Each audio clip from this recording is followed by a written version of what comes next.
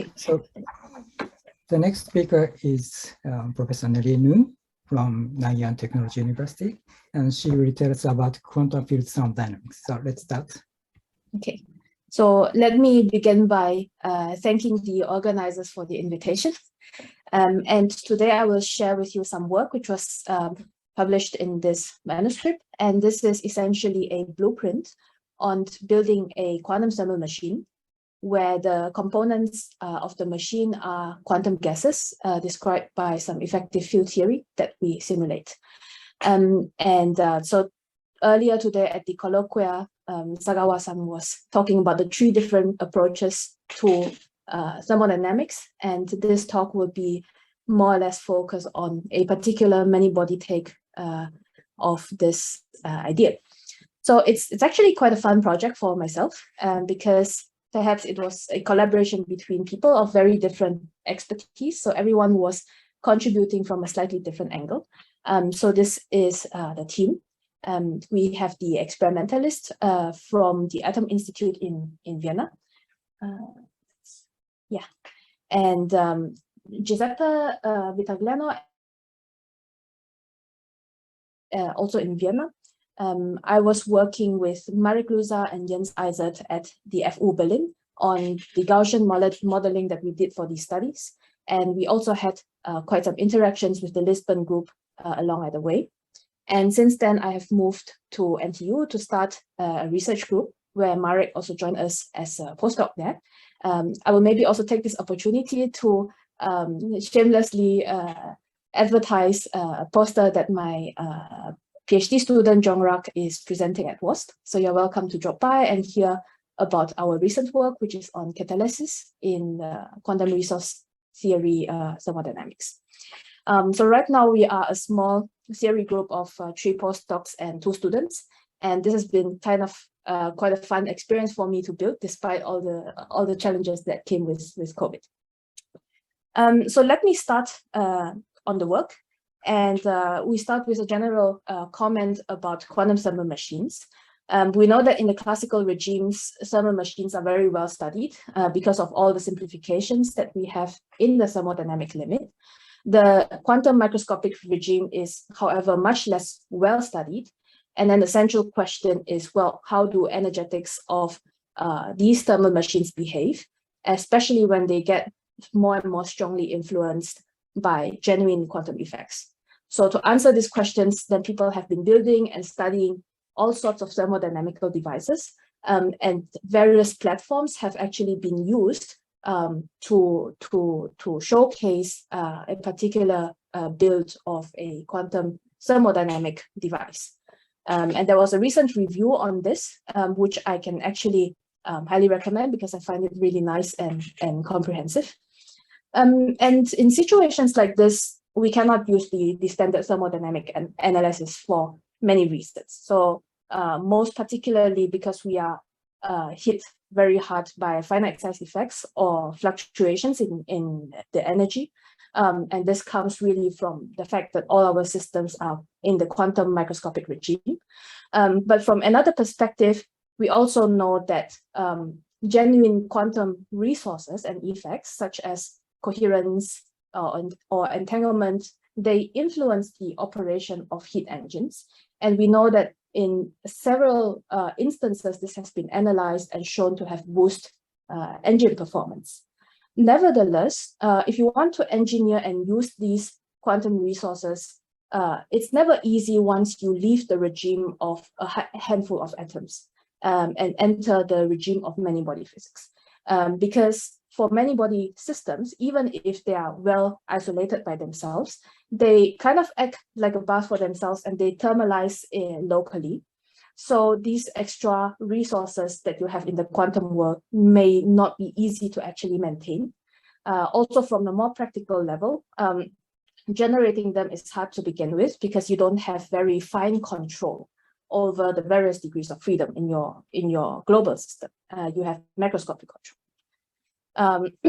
So there's, of course, also a wide range of motivation to study these things. Let me just mention a couple of them. So one of them is, of course, out of interest in the physics, to take things that we have learned theoretical insights from quantum thermodynamics to understand, well, very rich many-body phenomenon.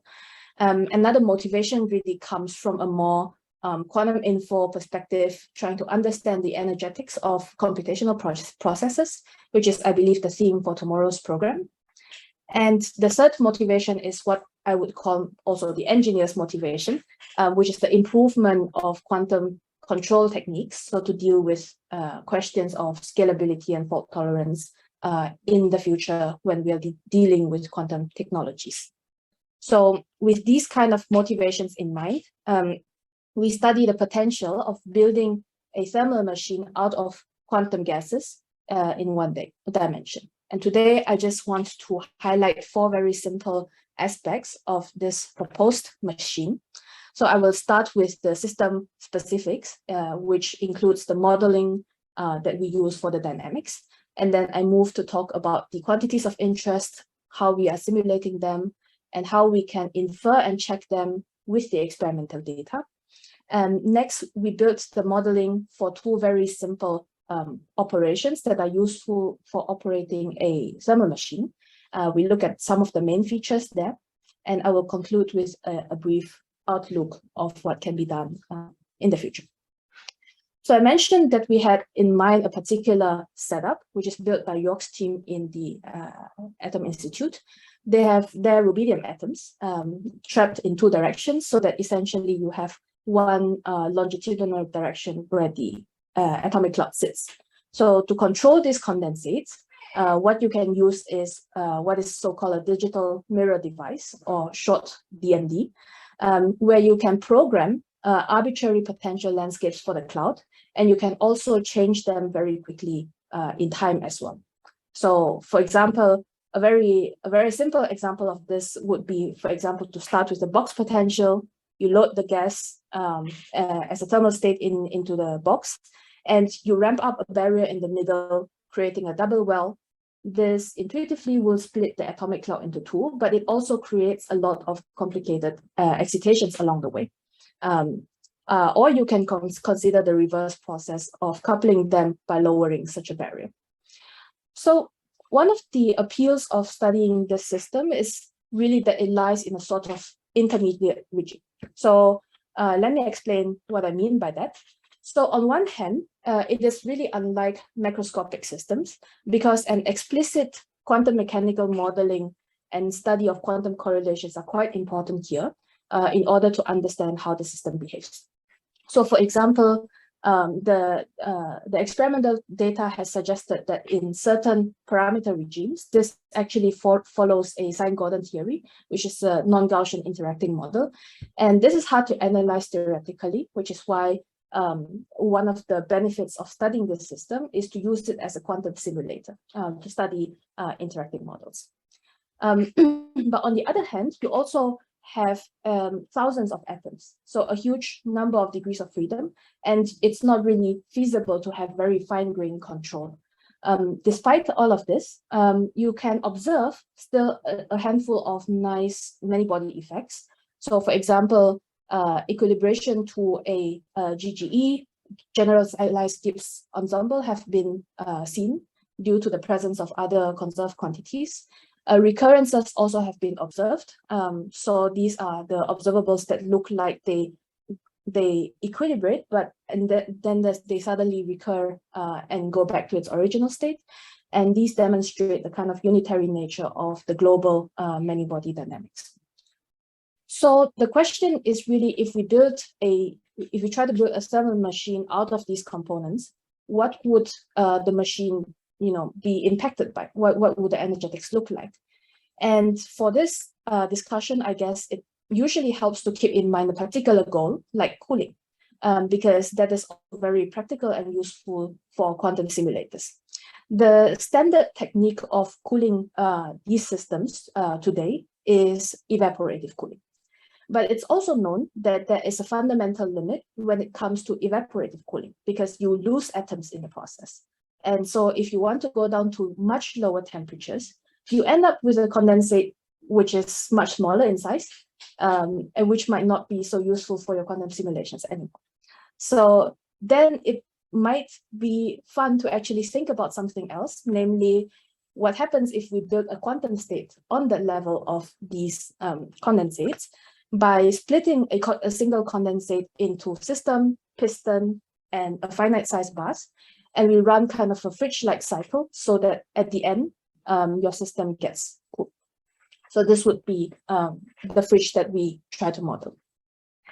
So first things first, let's try to go into the specifications of the model, which is the Luttinger liquid type of model. So first of all, in the most general case, you have a 1D Bose-Einstein gas. And this is described by the most generic model, which is the Luttinger Hamiltonian. In this Hamiltonian, you have the terms which are kinetic energy, chemical potential, external potential, and then you have a interaction term, which is usually repulsive. Psi and psi dagger are just the atomic field operators, and they satisfy bosonic commutation relations. And the full-slash model is hard to study if you have a complicated external potential description. But for intermediate timescales, one can use a fairly good approximation, which is quadratic. And this is then called the Luttinger liquid model. So this model assumes that the condensate really reacts to the change in the external potential rather quickly.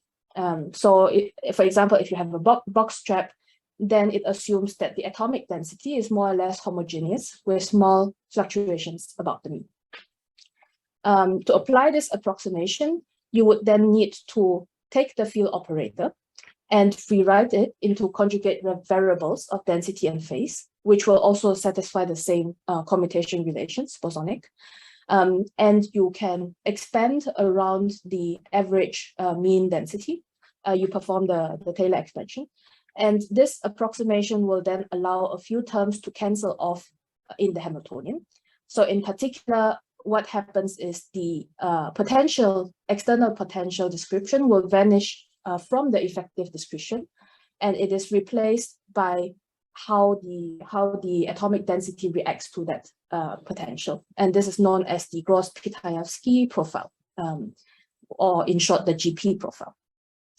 And because of this, we can arrive at a simple quadratic model that describes the atomic cloud in terms of non-interacting phonons.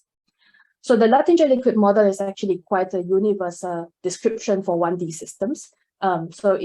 Most of our studies can be perhaps extended also to study other relevant systems. So two main contributions come into the energy here. The first term here is the atomic density fluctuations denoted by delta rho. And the other term is the spatial derivative of the phase, which is acting like a velocity term. So it describes the phonons going through the system.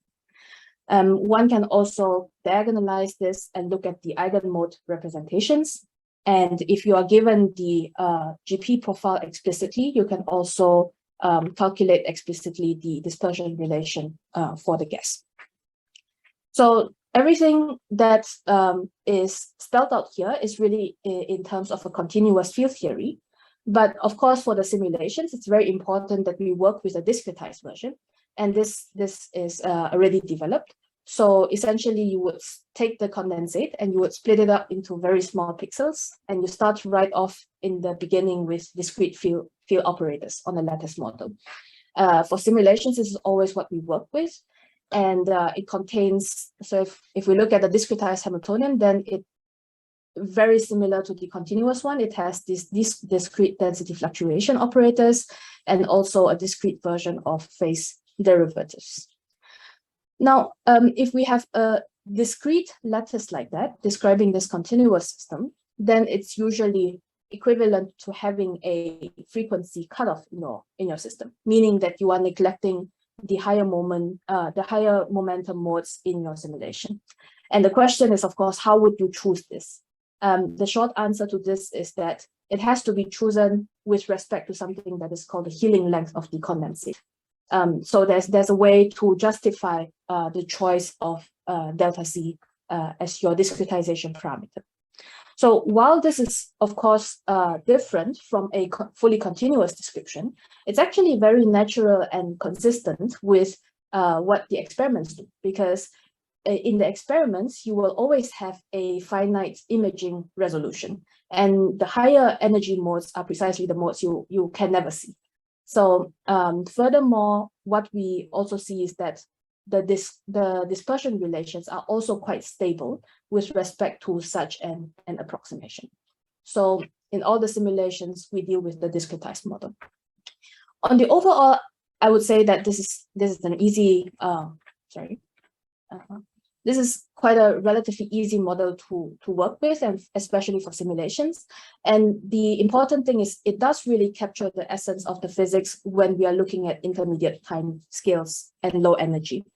And because this effective theory is a quadratic Hamiltonian, the thermal states are Gaussian, which means that if you start everything off with thermal states and you evolve with recording to the Luttinger liquid model, then the dynamics are fully described by the first and second moments of the system.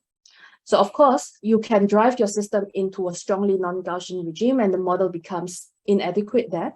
But there's actually a lot of work to kind of identify the regimes where non-Gaussian aspects actually dissipate eventually. So looking at the Gaussian simulations are actually quite a good first step assumption. So for the thermal machines in particular, we are interested in energetic quantities. So you can look at the total energy and you can look at the spatially resolved energy per pixel, and these can be calculated as functions of the covariance matrices. But additionally, of course, we want access to the relative entropy because these will give us the free energy. And these are also going to be explicit functions of the covariance matrix. Perhaps it's also worthwhile to mention at this point that formulas for general quantum Rényi divergences have also been derived for Gaussian states. And these quantities actually have been, as Takehiro-san showed, they also appear in quantum thermodynamics when you talk about monotones and free energy extraction. So the Rényi quantities are quite important, and they can be calculated explicitly as functions of covariance matrices for Gaussian states. And they might be useful if we want to perform like a single-shot analysis of the field machine. Now, of course, in the simulations, we can calculate whatever we want. But the question is whether we will actually have access to these quantities when the experiment is running. And this is non-trivial because for setups like this, one can usually measure only a restricted number of observables. So for example, one can set up the experiment to measure atomic number profile, which is usually what is done. And this gives us part of the covariance matrix, which is corresponding to the density. Here I denoted this as gamma rho rho. But you actually can't directly obtain from the experimental measurements any information about the phase. So we have to think a bit harder if we want to actually access the entire covariance matrix. And the long story short is that this is still doable if we are working in a regime where Luttinger liquid is a good approximation. Because there exist methods that allow us to construct the entire covariance matrix at the initial time t equals 0. And you can do that by taking measurements of the density observables at different time snapshots, okay? And gathering all these measurement outcomes, you will then optimize this via a semi-definite program, and you can perform essentially what is like a Gaussian tomography on the full many-body system.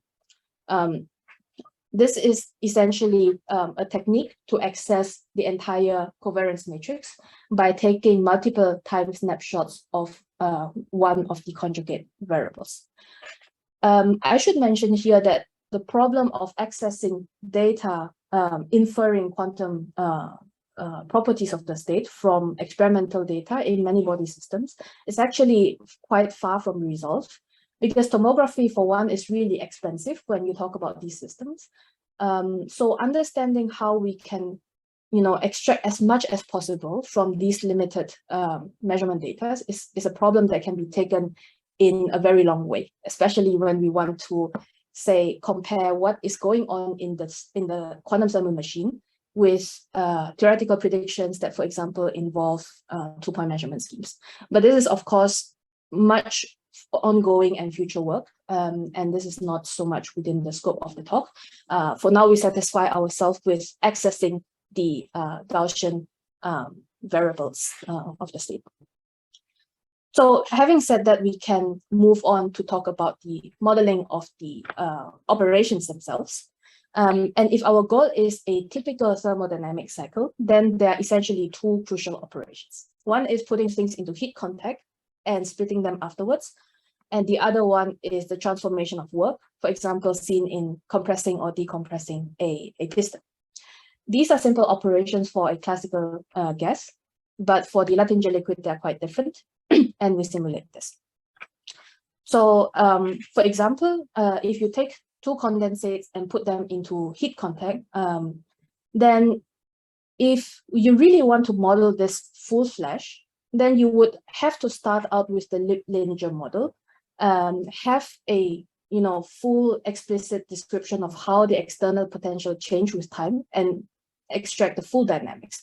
Of course, this is not easy to treat analytically, but in the most ideal setting, in the Luttinger liquid model, you can assume that you have a more or less static GP profile, and you can put these two condensates into point contact by just taking the decoupled Luttinger liquid Hamiltonian to the joint one with a linear ramp in finite time.